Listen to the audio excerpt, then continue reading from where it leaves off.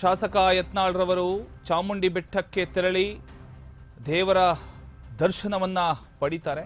ಆ ಒಂದು ಸಂದರ್ಭದಲ್ಲಿ ಎಲ್ಲರೂ ಯತ್ನಾಳ್ ಎದುರೇ ಜೈ ಬಿಎಸ್ವೈ ಜೈ ವಿಜೇಂದ್ರ ಅಂತ ಘೋಷಣೆಯನ್ನ ಕೂಗ್ತಾರೆ. ಬಿಎಸ್ವೈ ಅಭಿಮಾನಿಗಳು ಘೋಷಣೆಯನ್ನ ಕೂಗಿದ್ರು ಕೂಡ ಯತ್ನಾಳ್ ಅವರು ಫುಲ್ ಸೈಲೆಂಟ್ ಆಗಿರ್ತಾರೆ. ನಂತರ ಮಾಧ್ಯಮಗಳಿಗೂ ರಿಯಾಕ್ಟ್ ಮಾಡದೆ ಶಾಸಕ ಯತ್ನಾಳ್ ಅಲ್ಲಿಂದ ಹೊರಟೇ ಬಿಡ್ತಾರೆ. ಮೌನಕ್ಕೆ ಶರಣಾದ ಶಾಸಕ ಬಸನಗೌಡ ಪಾಟೀಲ್ ಯತ್ನಾಳ್ ಹೈಕಮಾಂಡ್ ನೋಟಿಸ್ ಬೆನ್ನಲ್ಲೇ ಹಾಗಾದ್ರೆ ಸೈಲೆಂಟ್ ಆದ್ರ ಯತ್ನಾಳ್ ಅವರು ಬಿಜೆಪಿ ರಾಜ್ಯಾಧ್ಯಕ್ಷ ಸ್ಥಾನಕ್ಕೆ ಸ್ಪರ್ಧಿಸದಿರಲು ತೀರ್ಮಾನ ಮಾಡ್ಕೊಂಡಿದ್ದಾರಾ? ನಿನ್ನೆ ಬೆಂಗಳೂರಲ್ಲಿ ನಡೆದಂಥ ರೆಬಲ್ಸ್ ಮೀಟಿಂಗ್ ಅಲ್ಲಿ ಈ ಒಂದು ತೀರ್ಮಾನ ಆಗಿದೆ.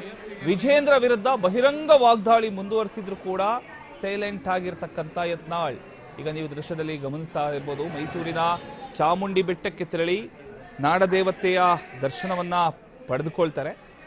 ನಂತರ ಅಲ್ಲಿ ಇರ್ತಕ್ಕಂಥ BS ಯಡಿಯೂರಪ್ಪನವರ ವಿಜೇಂದ್ರ ಅವರ ಅಭಿಮಾನಿಗಳು ಜೈ BSY ಜೈ ವಿಜೇಂದ್ರ ಅಂತ ಘೋಷಣೆಯನ್ನ ಕೂಗ್ತಾರೆ. ನಂತರ ಅದನ್ನ ನೋಡಿದ ಯತ್ನಾಳ್ ಅಲ್ಲಿಂದ ಮೌನಕ್ಕೆ ಶರಣಾಗ್ತಾರೆ. ಯಾರೊಂದಿಗೂ ಮಾತನಾಡೋದಿಲ್ಲ. ನಂತರ ಮಾಧ್ಯಮಗಳಿಗೂ ಕೂಡ ರಿಯಾಕ್ಷನ್ ಕೊಡೋದಿಲ್ಲ. ಅಲ್ಲಿಂದ ಸೈಲೆಂಟ್ ಆಗಿ ಹೊರಟ್ಬಿಡ್ತಾರೆ. ಯಾಕೆ ಸೈಲೆಂಟ್ ಆಗಿದ್ದಾರೆ ಅನ್ನೋದು ಕುತೂಹಲ. ಹಾಗಾದ್ರೆ